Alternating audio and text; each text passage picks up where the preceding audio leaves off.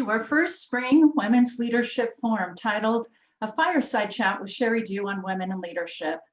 I'm Dr. Susan Madsen, founding director of the Utah Women in Leadership Project, and also the Karen Haight Huntsman Endowed Professor of Leadership in the John M. Huntsman School of Business at Utah State University. I'm the host, and I'll be interviewing Sheri Dew today. This event furthers the mission of the Utah Women in Leadership Project, which is to strengthen the impact of Utah girls and women.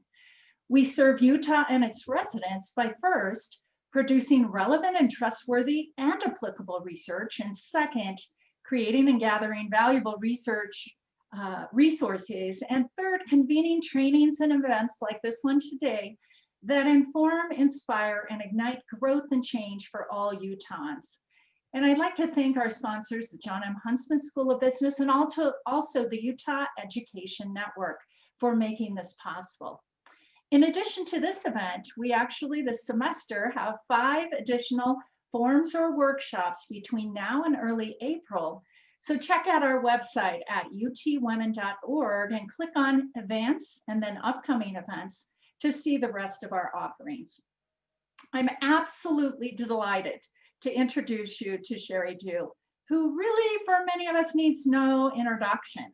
So Sheri is a native of Ulysses, I hope I said that right, Kansas, and a graduate of Brigham Young University. She is a 30-year veteran of the publishing industry and has authored a number of best-selling books, including biographies of 2 presidents of the Church of Jesus Christ of Latter-day Saints, President Gordon B. Hinckley, and President Ezra Taft Benson.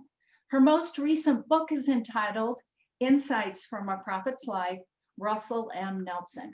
Sheri served as the second counselor in the General Presidency of the Relief Society of the Church of Jesus Christ of Latter-day Saints, and she's an executive vice president and chief content officer of the Deseret Management Corporation. I'll be asking Sheri a number of questions today, and I'll also work in questions throughout the discussion today from you. So submit your questions anytime if you're on Zoom in the Q&A, and in the chat if you join us on our YouTube. I have staff over in the chat that will look at the YouTube. So I'm just thrilled to have Sheri today, and welcome. Susan, it's nice to be with you. Thank you for the opportunity. You spoke for one of my events, I think in 2014 or 15, so it's good to have you back. Our discussion today, as everyone knows from signing up, and as you know, is really a general discussion on women in leadership. And I really wanted to start today by asking you some questions about you and your leadership development. So my first question is, let's start off today to talk about your own developmental pathway of becoming a woman leader.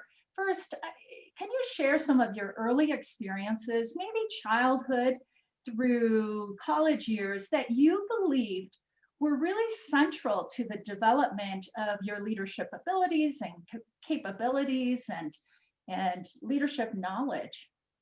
Sure. Thank you, Susan. Let me start by saying this conversation, which I'm doing because I have such immense respect for you, honestly, and the work you do. I think it's important and so good. But I've been a little nervous about this because the minute you start talking about leadership, it presumes that you know something about it. And what I know about it is it's hard. Leadership is hard. And some people come to it more naturally than others. When I look back, and I don't know that I would say that I've come to it naturally, but when I look back, I think, oh, it's kind of interesting. I can see now with the benefit of retrospect and hindsight, you look back and say, oh, well, there were some interesting things happening. So I was raised on a large grain farm in the Midwest in Ulysses, Kansas, as was said. My dad was a big time farmer. Agriculture in the Midwest is big. It is big agribusiness. And that was one of the things. If I really think back, I think there were 3 things that were coming to play in my life very early. One was the farm, one was the church, and one was the way school was fashioned where I went to school. So let's start with the farm. My dad believed that if he had children, that meant they were hired hands. I'm the eldest of five. He expected us to help on this large, sprawling grain farm. So to put that in context, I learned to drive a stick shift pickup the summer after my fourth grade year. I mean, it's insanity. I think about that and say, how does that ever work? The summer after my fifth grade year, he expected me to work in the summer like a hired hand. So he'd either put me in one of the pickups and say, go over to such and such a field and the tractor's already there and I want you to do this. Or maybe he would take me over and show me. But how many kids after their fifth grade year do you put atop what would have then been probably $100,000 piece of machinery? Now it would be $500,000 piece of machinery and say, go run that thing all day. And I so don't think today, I don't know, maybe they do still do that on farms, but I'm not sure about today. I was going to ask you how many like brothers or sisters? You said you were one of five, but how many were I have sisters? I have two sisters and two brothers, and he expected us all to work and to figure out stuff. And he may not have been the most patient explainer on the planet, and so we were just expected to work. And what it actually did, the positives. Let's talk about the positives of that lifestyle. You grow up fast in terms of responsibility. Go do this, Sheri. If you're going to have a horse, you got to take care of it. If you're going to, I expect you to go to farm this quarter section. That's 160 acres. I need you to get this field done today. And so you're kind of just, you grow up just with the expectation. You're driving before you have a driver's license. I guarantee you that's still what happens on farms. And farm kids, just in terms of responsibility, grow up fast. Now, I was delayed in my development socially, and I've never known if that's why I've dealt with shyness my whole life. I'm not sure if it's nature or nurture, but when you live miles from everybody else, I went to a little country grade school where most of the other kids were Mennonite kids. And so socially, I've always struggled. I didn't know you were shy, Sheri. Extremely. I've had to deal with it my whole life. But so there's this farm piece that was happening from the time I was little. Because I'm from a little town, school was little. So let's talk about high school. My graduating senior class, I think, had 99 kids in it. The whole high school had like 450 or 500 kids. And so you just get to do stuff. You get to play sports. We're a huge sports family, both watching and participating. I'm a huge sports fan. I think sports cultivates a lot of, you learn how to deal with defeat, with victory, with teamwork, with perfecting your own skills, but also you got to play as a team if you're going to win. So the sports thing, and the fact is I got to participate because there weren't that many kids to choose from. So I got to participate and then go to the church. I was a member of the Church of Jesus Christ of Latter-day Saints. That has been so central to everything that's ever happened to me, starting in the little branch, what we called a branch in Ulysses. I think I was 15 when I was called to be in the branch primary presidency. It's nuts. It's totally nuts. And I can't remember a single thing I ever did, and I bet I was lousy. But you do start taking responsibility for making sure there are teachers for the children, doing agendas, just kind of the normal organizational things. So as a little girl, in a small town, a small branch, a small school on a big farm, you learn to take responsibility. And I think looking back, oh, I was learning things I didn't even know I was learning. Absolutely. I think that happens a lot to women. I see it especially with later years when women are mothers and they say, I'm not prepared for leadership. I haven't really had formal leadership training, but everything you've talked about, Sheri, from learning responsibility to working hard to organizing, all of those words, when you look at the literature on what leadership is, they're all pieces of leadership. So each of those experiences and those hard things, even working on the farm, gave you something to develop your voice and your confidence and your responsibility. I love that. Well, and I would say just one follow-up piece about that. If I, again, everything wasn't rosy about that experience on the farm, but I'll tell you what I did learn. I learned to stick with it. Oh, I learned to stick with stuff because you have to. I said to somebody not long ago in a leadership presentation I was doing, I said, you can't always tell what the guy in a cubicle on the 5th floor of your building is doing. But I'll tell you right now that the law of the harvest that you learn on the farm is very literal. If you can't fake it as a farmer, you either plant the seeds and you cultivate them and you water them, or you don't. And if you don't, there's no money. You don't have a paycheck coming in every month or every other week or however, whatever your rhythm is. You gotta, if you're gonna harvest it, you gotta plant it. And you don't stop until the work is done. And the work is never done. That was our gripe as youth and as teenagers, was that our dad, I mean, really, my dad broke every child labor law on planet Earth. Uh, but I did learn to stick with things. I'm not the brightest bulb on the tree, but I'll stick with something. and you were probably in a position to be, hopefully, Sheri, I'm assuming you were a good example to your siblings, your younger siblings. Oh, Uh-oh. yeah, I'm not sure I would claim that, and I don't think they would claim it either. I was, I had a bit of a spicy temperament, and as did my father. And so as the oldest child, we clashed a little.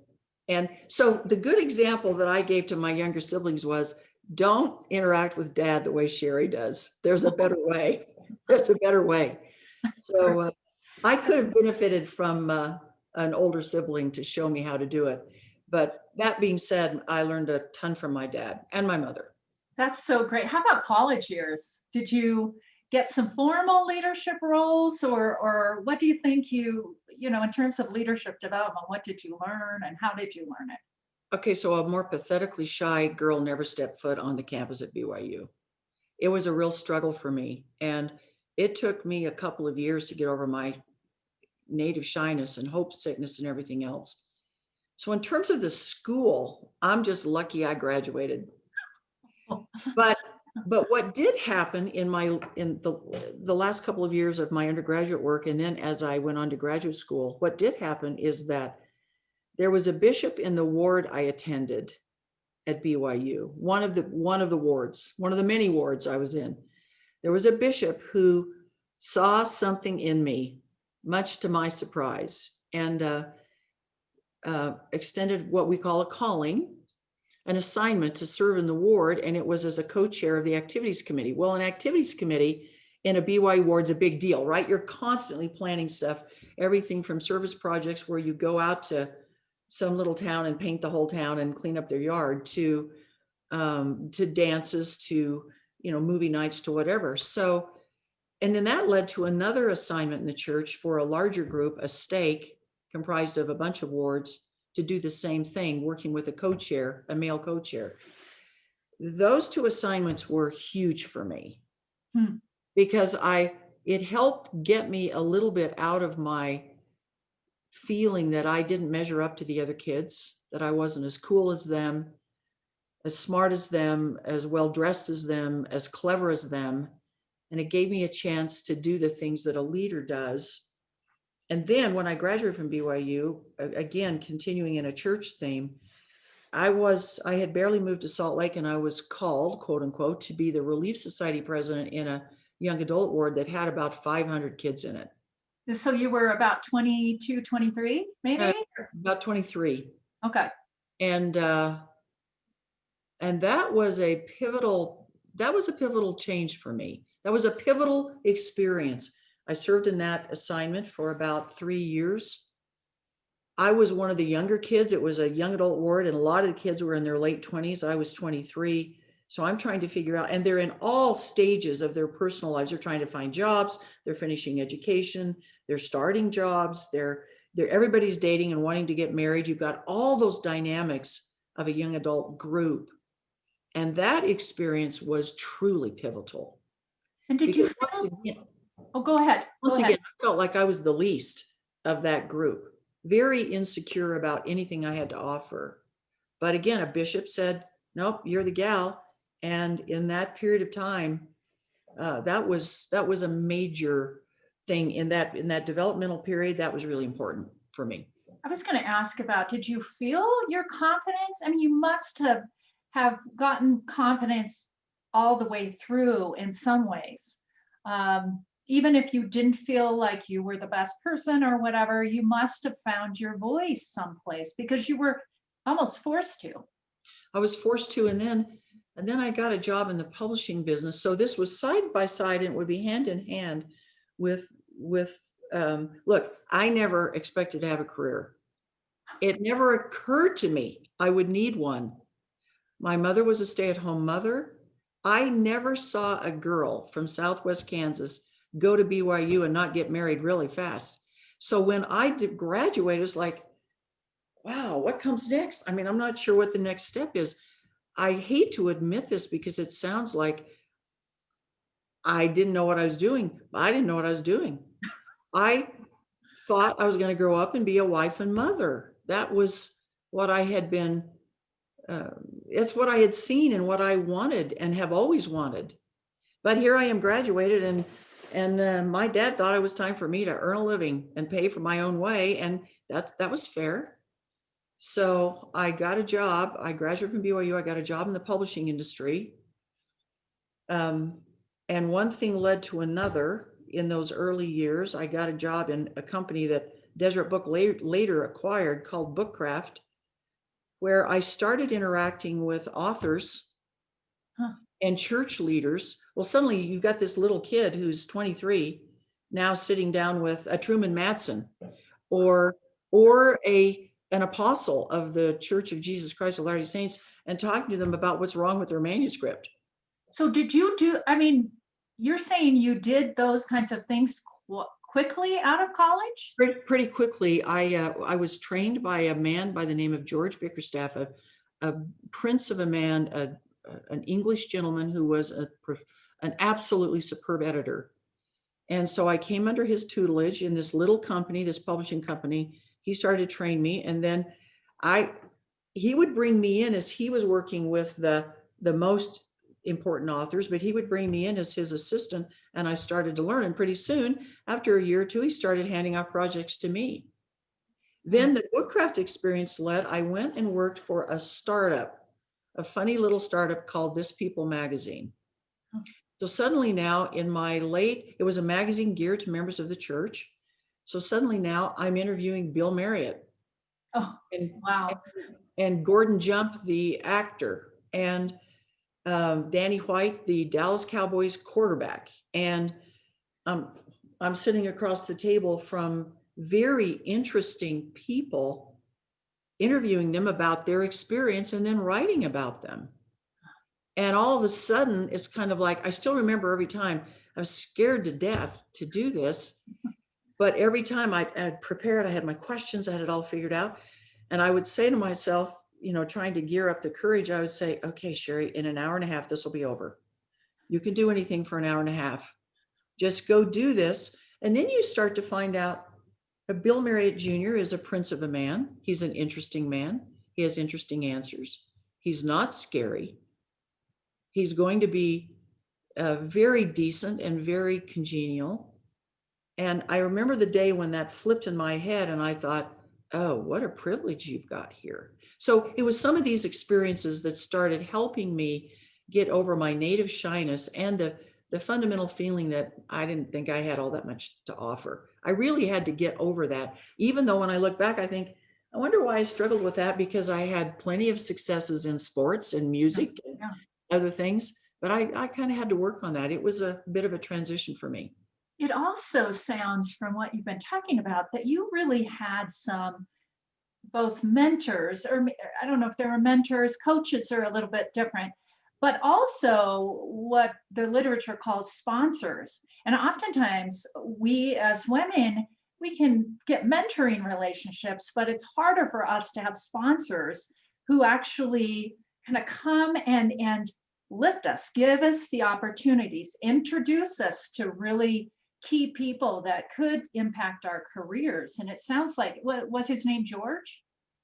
George? George Bickerstaff Yeah. was one of those, absolutely. And it sounds like you may have had a few others in those earlier years. Well, you start having experiences that, frankly, as they're happening, I don't know that you always recognize they're happening, because you've got a job and you're trying to do the job and do it the best that you can, whether the job is a professional assignment that you're fulfilling, or a job in the church that you're trying to figure out, well, how does this work? How can I really be the Relief Society president over 300 girls and figure out how to help them? They're all older than I am. They're all wiser than I am. How do I do that? And so I don't know if in the middle of that you always realize it, but yeah, there were experiences. So now fast forward only a few years, and when I look back on this, I think, I don't get how that happened. But when I was 32, I had now done some writing. I had done some writing, and I'd been the editor of This People magazine. And I was invited to write the biography. And this makes zero sense. Speaking as somebody who has worked now with hundreds of authors, this makes zero sense. But at 32, with not a lot of experience, I was invited to write the biography, the official biography of Ezra Taft Benson, who is then president of the Church of Jesus Christ of Latter-day Saints. So now I start having this almost indescribable experience of sitting across from a man I regarded as a prophet, who also had a fascinating life and career. So imagine being able to sit across from him and ask him any question you want to ask him about what it was like to be Secretary of Agriculture for President Dwight D. Eisenhower for 8 years. And he had everything from praise to tomatoes thrown at him for his policies. And so you start having those kinds of experiences where, whether he meant to be a mentor or not, it becomes a mentoring experience because I was delving into his life. Now, let's see, I've got to get the timeline right here.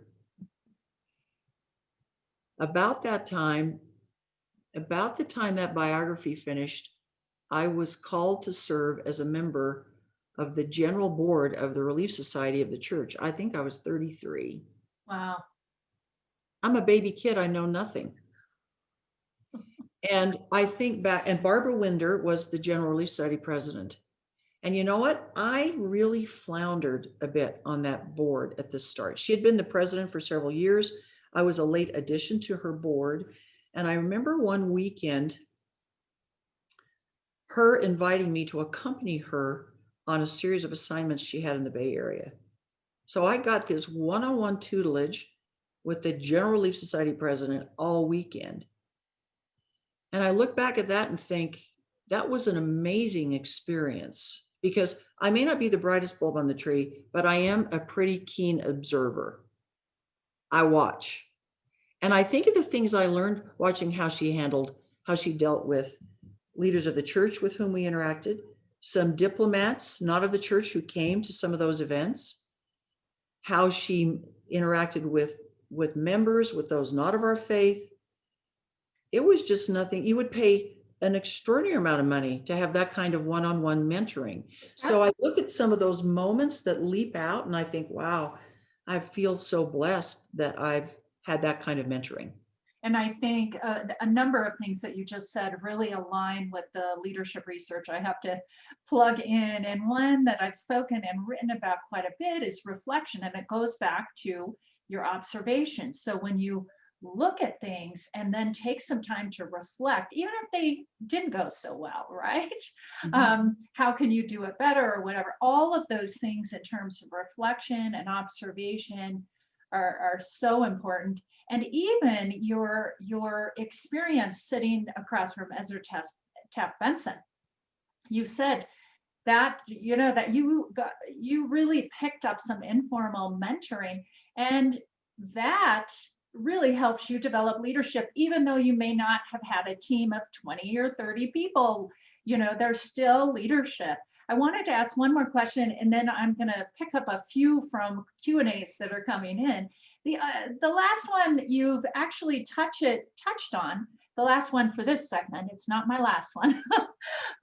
You touched on it, and my question was, and I get this so often from women in the state of Utah, is, and I know what you're to say, at least initially, but I'm looking forward to your insights. What unpaid experiences and opportunities have you had? You've already talked about them, that have contributed to your leadership. I think my question would be, you've talked about that already. A lot of women really don't realize that these unpaid experiences, being a mother or a family or a community member or a church member or a board member on an unpaid, they all work together to help you find your voice and so forth. So you've talked about that, but I'd love any insights that you have about that topic. Well, I can't say enough about that. When I look at my sisters and others that I know really well, and I look at all the service they've given in the community, all the things they've done in the schools. Listen, let's just start with a mother. I've been quoted as saying before, and I believe it, that there is no more vital leadership that ever happens than inside a home from a mother and a father, because you're having to figure out stuff every day and figure out how you look. I can't speak to that. I haven't had the privilege of it, but I only observe it and watch it and think it's real. From my own experience, I'd have to say that the unpaid experiences for me, both with the church and things that have come to me because of that, have probably been my most dynamic sources of leadership preparation. It's hard to know where to even start on that because it never ends. But the fact is that every time okay, let's take one. So I'm 30, let's see, 37 when I'm called to serve as a stake relief society president in a stake where I can only remember there being one other unmarried person. Oh, wow. I'm supposed to be the stake relief society president. And all these other women they're women my age, but they're all raising families. And I remember the reality dawning on me that I had to figure out how to build a bridge to them because they were not going to take the time or have the inclination to build the bridge to me. So I had to figure out how to connect with them, relate to them, and do something that would help them. Now, let's take another example. This came a number of years later. This was in 2003, but I was nominated by President George Bush to be a member of a White House nominee and a White House delegate for the Commission on the Status of Women at the United Nations. Holy smokes. That was my first experience with the United Nations. I ended up being in New York for a couple of weeks, 2 or 3 weeks, and talk about a completely foreign environment. But I was thinking just this morning about some of the other women on that delegation who had a lot of experience working for USAID, and they had experience on these kinds of commissions at the UN. And a couple of them in particular took me under their wing. Oh. And so I learned so much from these great women who had great experience. They were smart, they were experienced, they were women of faith, not my faith, but we shared tons of faith-based interests. And I remember every night during those 2 weeks, except for the nights where we had evening events that we had to attend, I would walk home from all the meetings we'd been in that day at the commission, and I would think about what I had heard.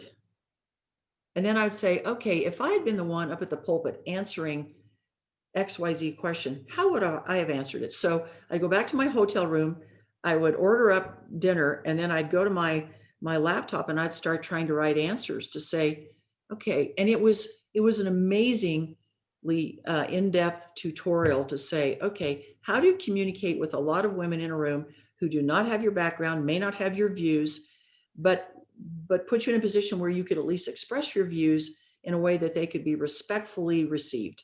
I love that preparation that you did. You pushed yourself to just, even though you may not have been asked that question yourself, you did the mental exercise, which takes critical thinking to actually try to figure those out. So if you did get those questions, they weren't like, And later on, honestly, later on in the experience, during the latter part, our delegation found ourselves in several presentations where It's not that I could go back and repeat something that I'd actually written, but I had been rehearsing it in my head enough, again, in a completely foreign environment. I was just trying to figure out, how does this thing work? To where at least I could represent my point of view. Yes. So think about, but you know what made that possible? The two women in particular on the delegation that took me under their wing. That's They amazing. did. That's They made great. they made it possible. And one of the things that one of the themes that I'm hearing from you is that, and I have found this, I've interviewed women governors and women in different countries. I found the same thing, that actually your greatest learning experiences were when you were out of your comfort zone, right? Always. Oh, And your comments also make me think of the importance of people listening in today.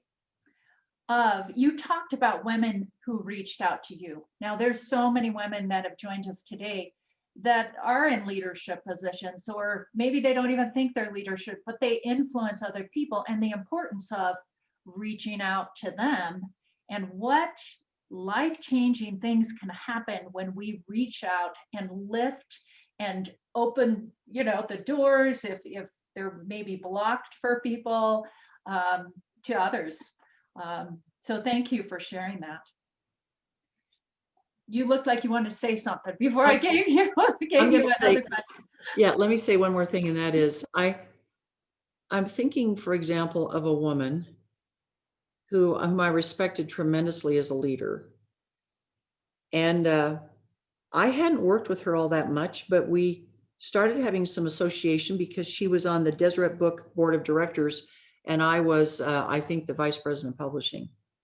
And one day she pulled me aside. I can't even remember what prompted it, but she said, "Sheri, I want to tell you," and in fact, it was such an unexpected comment, kind of out of the blue, that I've remembered all these years. She said, "I want to tell you that it'll always be harder to deal with the opposition from inside an organization than from outside the organization." Hmm. And I've come to know, I've experienced that in spades. And I've thought about her tipping me off to that way before I actually needed to know it. And that leads me just to make this statement, Susan. It is, I think that those of us who are now a little older and have had a little experience have a responsibility to look for moments to mentor. And think about it. That was a 2-minute mentoring session. And I cannot tell you how many times I've fallen back on that little truth that she shared in a corner of the office at Deseret Book that helped me when I became the president of Deseret Book, and has helped me in a lot of other situations. I think she was mentoring me. And I think we have a responsibility to look for those moments, and they don't have to be big, long things. It can be a moment. Yeah, I actually talk about that, and I've written about that, and I call them, because sometimes people say, I don't have time to mentor people or whatever, but I call them transformational moments. Just in a moment, sometimes you can say something or do something that really people remember throughout their lives, and can really give them encouragement. So I'm going to pick up a couple questions. We've got lots coming in. But the first one is, so I'm going to shift our conversation really over to more just your views on women in leadership. So one of the questions is really talks about, I mean, why do you think it's so important, especially today, that women lead, and that we actually have more women who will step forward in those leadership roles? And the question didn't ask that, but this piece, but really I'm saying in various kinds of leadership roles. So what are some of your thoughts? So I think it's really important. And I'm going to do this in the context of my professional experience. And let me shift now to when I was asked to be the president of Deseret Book. I'll tell you one of the things that I learned. I learned a ton of things. Boy, that was a baptism by fire for a million reasons, which we probably don't have reason or time to go into here. But one of the things I came to value, and value deeply, is that the decision-making process, when you're confronting a problem, I'm now talking about a problem that you're dealing with in your organization. So let's take it in the context of Deseret Book, where we were a retailer, a publisher, We had a big digital operation. We bought yet another retailer, another publisher, a film distributor, a magazine, and had a lot of alliances. So there were always conflicts we were trying to solve. And what I learned, Susan, was that we always got better answers if there were both men and women in the room. Bottom line, I have a deep belief about that. I'm always nervous to know how to talk about this because I don't want to leave the wrong impression. But I would just say that men tend to be good at certain things and women tend to be good. There's definitely overlap. And you cannot categorize it and say men are good at this and women are good at that. And there's no, but you tend to get certain kinds of strengths out of men and you tend to get certain kind of strengths out of women. So I'm going to say one and you'll probably, maybe the place will explode because nobody will agree with me on this. But I'll tell you something, women, I think by and large are better at. They're better at reading a room. They're better at reading what's going on around the table. Now, I can tell you things that I think that some of my male colleagues through the years have been eminently better, infinitely better than I. But I can always read the room faster and say, that guy isn't buying it. Did you see that? He doesn't believe this. So when you bring the talents of males and females with their individual talents, which vary, when you bring it to the party, you just always come out with a better answer. I remember a sequence of events at Deseret Book where right in a row, there were like 3 bad decisions made that cost us, time, money, and everything else. Not yours, probably. Someone else's bad decision, not your bad decisions, other people's. Susan, here's the lecture here's the lecture I should give or the interview you should do. Tell us your top 20 worst decisions. Yeah, I have number one, I have no problem coming up with them. So we could definitely go there. But when you say to yourself as the leader of an organization, how did that happen? How did we do that? And there was just this little period, and maybe this was a strange microcosm, but there was this little period where several bad decisions had been made by either all men or all women. And I thought, for the purposes of an organization, I just like having women and men in the room. Yeah. Because I think the blend of strength is hard to beat. I just don't think you can beat it. And that's part of the reason that I think leadership is so important. Whether you're talking, regardless of whether you're talking about the PTA or a humanitarian outreach organization or a company or whatever, I just like having women and men in the room. My male colleagues are all better at things than I am, and I'm never going to be good at what they're good at. And I have to add, I would think you would agree with me, but I think some of all the things that you were talking about also apply to having women and men work together on city councils and in state legislatures. Oh my goodness. Some of those community decision-making groups that affect all of our lives within cities and counties and states. And I should have said that, and having never had that experience, it didn't pop into my mind, but absolutely in a city council, state legislature situation, you hope men and women are weighing in, all of them, so that we get the variety of perspectives that we need in order to reach the best conclusions we can. I totally believe that. So there's a question, just a simple question, but I really appreciate it. What is the most important characteristic that we should develop to help us become effective leaders? That's a big question, but maybe tell me the top 3. Okay. Oh, wow. How do you narrow it down to even 3? Okay, so I'm just going to rattle off several. One of the things these are several things I've learned through a baptism of fire as the president of Deseret Book. I inherited that company when it was in trouble, honestly. And what did I know about turning around a company? The square root of 0. Susan, I'd never read a balance sheet. Oh no. I mean, this is embarrassing, but it's true. So it was a steep curve. One of the things I learned is that trust, when you're building a senior team that's going to lead you through difficult times, that trust is everything. If you don't trust somebody in a relationship, and it can be husband, wife, parent, child, employee and supervisor, company and their customer, if you can't trust the person with whom you're dealing, you actually can't have a relationship. All you can have is a strategy. And strategies can lead to some okay decisions. But if you can build relationships of trust, man, that for me is number one.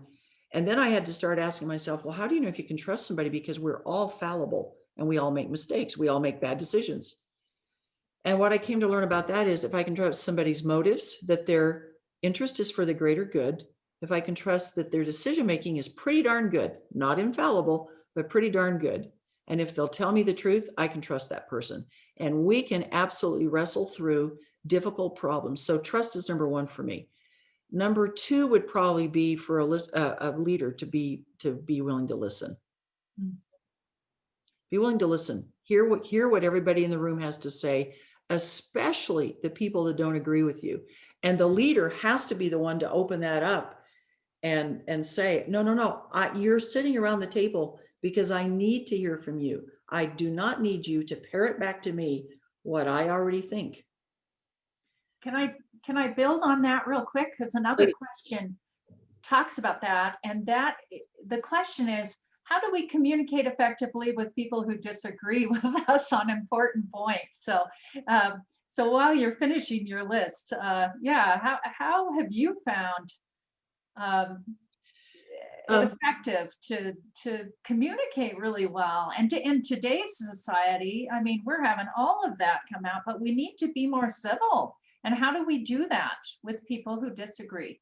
Boy, it is so hard. I was talking about this with a dear friend the other day, dear friend and colleague, and I think it has to start with listening, to say, you know what, I just don't see it like you do, but I want to know, why do you see it like you do? So tell me why you see it like you do. And then can I tell you why I see it like I do? And let's see if there's a piece of this that we, in the Venn diagram, that we can overlap on and agree. Let's see if there's a part of it we can agree on to start with. And one of the hard lessons I had to try to learn once I was the president of an organization with 1,000 employees, and I realized that's just a nice medium-sized company, but it's enough that you've got to figure out how to communicate. I had always felt comfortable in my ability to communicate things. So I just figured if I told them how it was going to be, that's how it was going to be. Yeah, no, doesn't work ever. And when I finally realized I had to start listening to everybody else, and especially the people that didn't see it like I did, that's where the best answers came from. Well, how do you see it? So I think this disagreement, and it's the dialogue in the country right now that's so disheartening, is this choosing up of tribes and then throwing things at each other, rather than saying, look, do we really care about this country? Do we care about our society? Do we care about people? Then let's talk about what we already see alike, and then figure out, can we start building from there? And inside of a little company, that's what we had to do. And it had to start with me, and it became painfully obvious that it had to start with me. The biggest learning curve was for me. That's great. And I loved how you said, because and I know I struggle with this as well. When we're talking to someone, we jump in and want to say our view first. But you, when you were just commenting a minute ago, said, let me understand you, and then can you listen to me? I don't know if you do that all the time, but I think that is a great strategy. I'm not perfect at it by any means. I'm better at it than I used to be. And actually what I've learned is, okay, I've got an opinion about everything. I'm not at a loss for an opinion. And what I've learned is that I've learned how often I'm missing something. So often that's the way I'll start. I'll say, sometimes I'll even say my opinion, but other times I'll say, okay, Tell me what I'm missing. What do you think I'm missing? From what you've heard me say, what do you think I'm missing? I really want to know. And then I'll go, okay, we'll tell you what you really want to know. Okay, well, that's interesting. I actually had never thought about that. Or sometimes I had thought about that, and here's how I worked my way through that issue. So check my reasoning. Here's a major thing I learned again, and I learned it as the president when I was at Deseret Book as the president.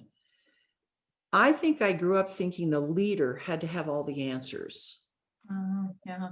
The leader has to be able to recognize the answers. So what you want is to surround yourself. And I had a chairman of the board, Bob Garf.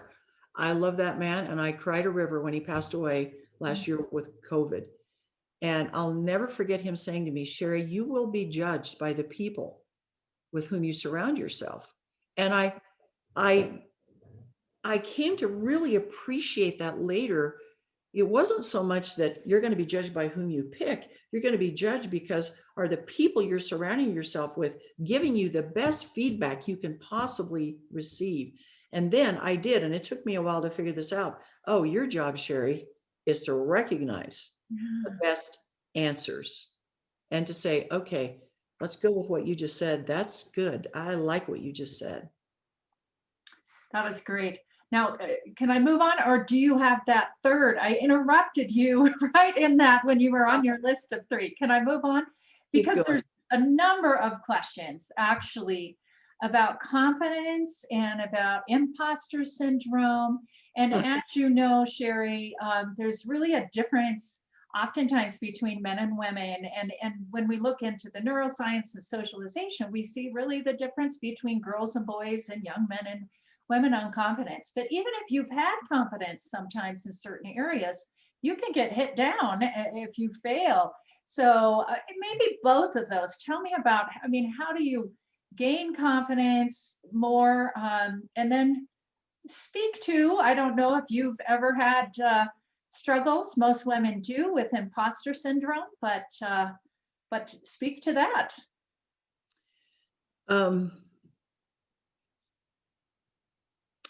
Boy, where do I begin on that? I have struggled with that my whole life. I've struggled with feeling like I didn't measure up.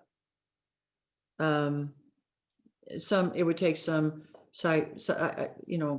psychologists to tell me why all of that is the case, but it's all true. And when I think about, so how have I dealt with that? I have kept being invited to do things that I felt were way over my head. And so as I've gained a little maturity and kept going, I have tried to surround myself with good people and realize my leadership wasn't about me. This wasn't about me. And if I made it about me, I was going to be in deep trouble. And that I needed to be willing to surround myself with people smarter than I was. And in fact, I had an unforgettable exchange with President Gordon B. Hinckley, who was a great mentor to me. After I became the president of Deseret Book, a while, and he knew how challenged Deseret Book was at the time. And he called me over some months later and said, tell me how you're doing. And I said, President, I'm not smart enough for this. I'm telling you, I can name half a dozen people that would be better at this than I. And he said, well, are you smart enough to hire smart people? And I sat back in my chair and I said, yeah, I'm smart enough to hire smart people. He said, go do that. Hire smart people. And so that has been, and don't be intimidated and don't be afraid because somebody else knows how to do something you don't know how to do.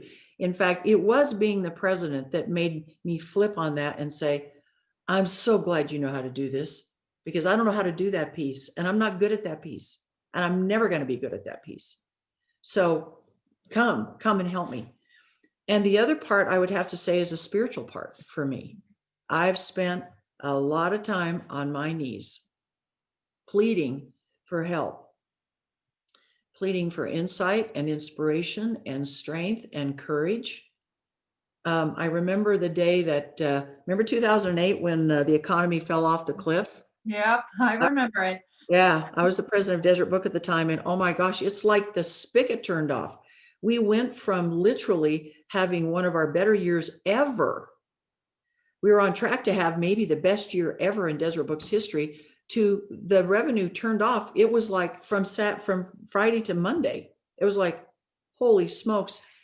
And I'll never forget. So we were in, boy, we were in having a tough season there. And we would do a monthly Q&A with all of our corporate office personnel. And it was my way to try to be quite transparent with our teams.